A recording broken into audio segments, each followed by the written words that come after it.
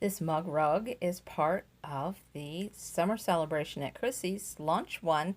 It's part of the Seaside Reflections series of crochet patterns. So let's get started. Let's make a slip knot.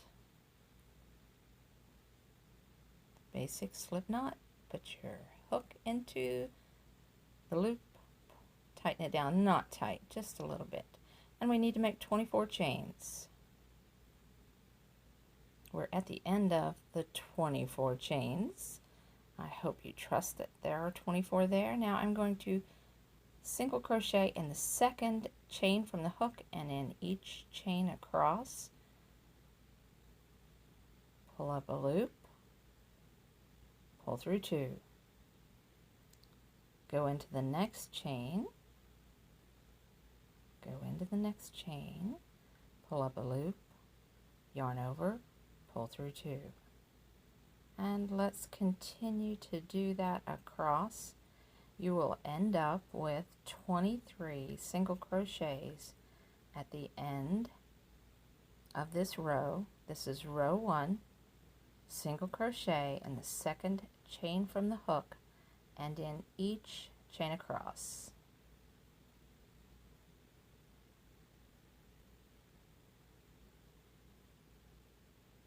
There we go. We are at the end. Sometimes that last one's a little fiddly. There we go. The last single crochet.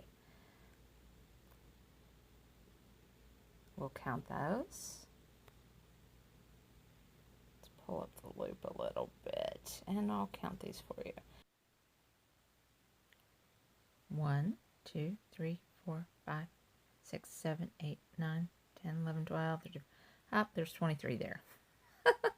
Now we chain 1 and turn, and we'll single crochet in that very first stitch right there.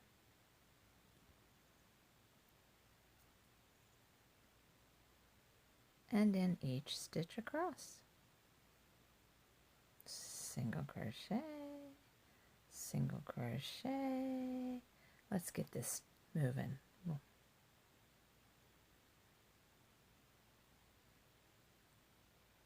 Now we're at the end, the last 2, and single crochet, chain 1 and turn. There we go. We have 2 rows made. Now we're on to the 3rd row. We will need 4 rows of single crochet before we start the spike stitch. So I'll get to the end of the row and then I'll join you at the end of the 4th row. I'll be back. Now we are at the end of row 4. I'm going to create those last 2 stitches. 1, 2, but I'm stopping right here. I'm going to drop the main color and pull up, which is the white, and pull up the navy before I finish that single crochet. Now I'm pulling up the navy. There we go. This is the color change. I'm holding that white yarn in behind with my pinky, and I'm not sure if you can see that or not, but I don't want that loop to get large. There we go. I pulled the contrasting color through, took a chain, and now I am turning. Now my first stitch will go right in that first stitch, and it is a single crochet. There you go. Kind of pull those ends down just a little bit. Let me cut that yarn about 6 inches. I'll cut the main color, leave about 6 inches there. Cut that off. Whoops. There we go. Alright, so now I am ready to, I've single crocheted in the first stitch. I need to skip 1 stitch and drop below that second stitch and pull up a loop for the first single crocheted spike stitch. I do that 3 times in the same stitch, and that makes a single crochet spike stitch. Now I'm going to skip 2 stitches, and under the 3rd stitch down in the row below I make those 3 single crochet spike stitches. Skip 2 stitches, 1, 2, down below the third, right there. Yeah, right there. Pull up a loop. Here we go. We'll get this row finished. And we are on the last single crochet spike stitch. Now we will skip one stitch and we will single crochet in the last stitch, but we'll bypass this one stitch and single crochet in the outer edge. That makes for a cleaner finish. Now I'm not going to totally finish this last single crochet. I'm going to do as before. I'm going to cut the yarn. I've dropped the navy, the contrasting color. Now I'm going to pull the white back in. There we go. I've got a hold of that contrasting color in the back. I'm pulling up the white, taking a chain, turning, and now I will single crochet in each stitch across, and we'll end up with 23 single crochets, and I have 7 spike stitches, single crochet spike stitches. They make a nice little triangle, and it just looks so nice. In these colors, I think cranberry and cream would be beautiful. I think gray and white would be beautiful. Any color of that is being used in the farmhouse decors would be nice. I imagine this as being part of farmhouse decor, blue and white check, or the seaside decor. Now those two ends right there, just tie those into a knot when you're done. All right, here we are. We're at the end of the row. So 10 rows of single crochet have been finished. 1, 2, 3, 4, 5, 6, 7, 8, 9, 10. And we are going to pull up the contrasting color, cut the main color, pull it to the back, and hold on to it tight with my pinky finger, and pull up the navy. We'll finish that single crochet, chain 1,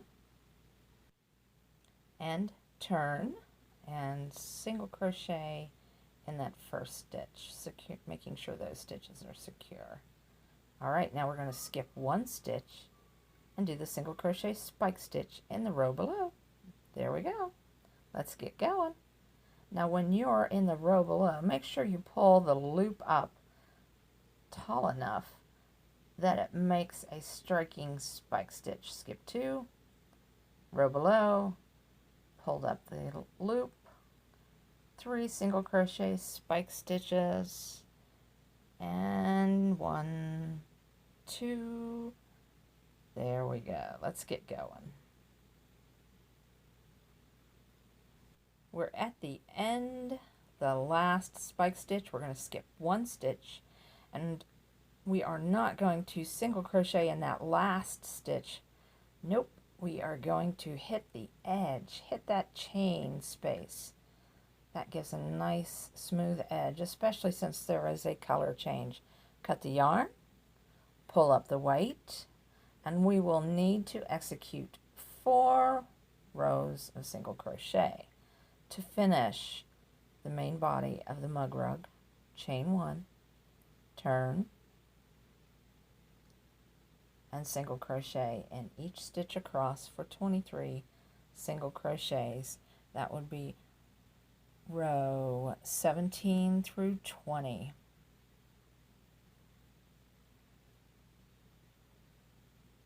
Now we're finished. Woohoo! We are finished. I'm going to end off. There we go. Now we need to make fringe. If you choose to make fringe, I'll show you how. But isn't this lovely? There were 4 rows of single crochet. This makes a good size mug rug.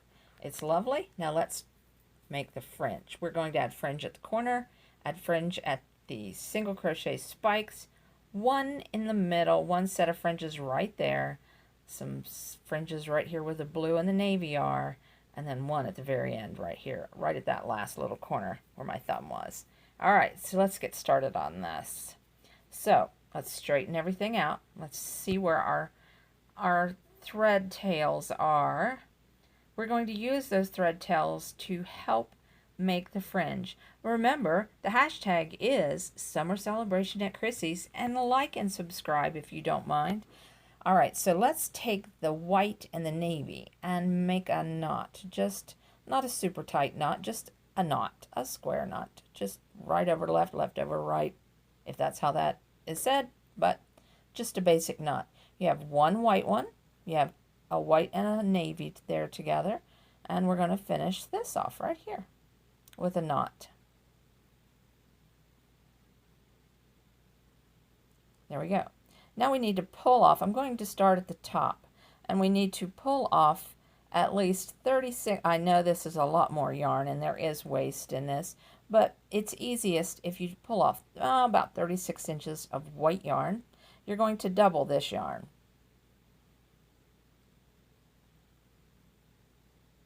Alrighty. See, you have two strands, and we're going to double it right there. Now that loop that is on my finger, I am going to run it through that corner and pull up a loop. There you go. It's a generous loop. There we go.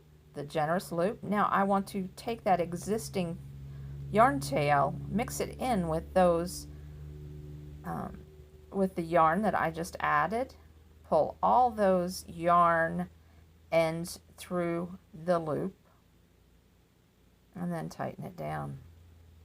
That one white one will not tighten down. The one lonely strand yarn tail that was existing will not tighten down, but you can tighten the other yarn around it. That knot will tighten down around it. So then just take one strand of navy and only fold it once. So this is about 18 inches long.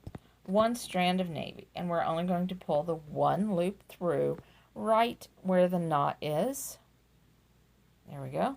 Pulled up the loop. Now we want to straighten things out and make sure that all of the yarn tails are included with the yarn that I just added, and treat them as they are together. We'll pull them all through the same loop. There we go. Now just tighten it down. You don't have to pull and hank and all that. I know these are long yarn tails, but my fingers are old and I needed to make a big loop, and I wanted a big loop to make a demonstration. If you can get by with, say, a smaller strand of yarn, you go right ahead. But I'm using a 36-inch piece for the white ones that are doubled. There we go. Now I'm going to put this in the very center, say row 5, row 6 of the 10 rows that were in between the spike stitch rows. There we go. Pulling up the loop. And there we have it. Oh, come on, Chris. There we go. Getting everything out of the way. There we go. Now let's get a little bit more speedy on the rest of this. Let's finish this up.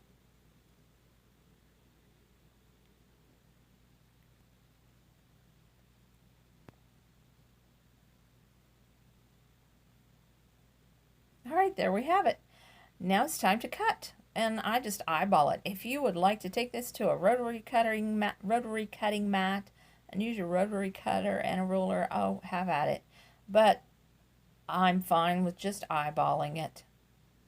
Doesn't bother me to just kind of look at it and eyeball it, and if I get it wrong, I get it wrong, but I don't think you can mess this up. There we go. I totally finished mug rug with fringe. Remember, hashtag summer celebration at Chrissy's. This is so cute. It's so nice. I really like it. I think mug rugs are nice to give as a gift. There's the one without the fringe. You can roll those up and put them in a coffee cup and give as a gift with maybe hot chocolate, tea, or coffee packets, or just carry them to the couch with you with your coffee cup and cookies on the side. Oh, and I love this coffee mug. I think it just goes so well. This was the inspiration for the seaside reflections, crochet patterns, the placemat, and the mug rugs. Anyway, it was good to have you on my side of the mountain. I hope you'll come again soon. Bye.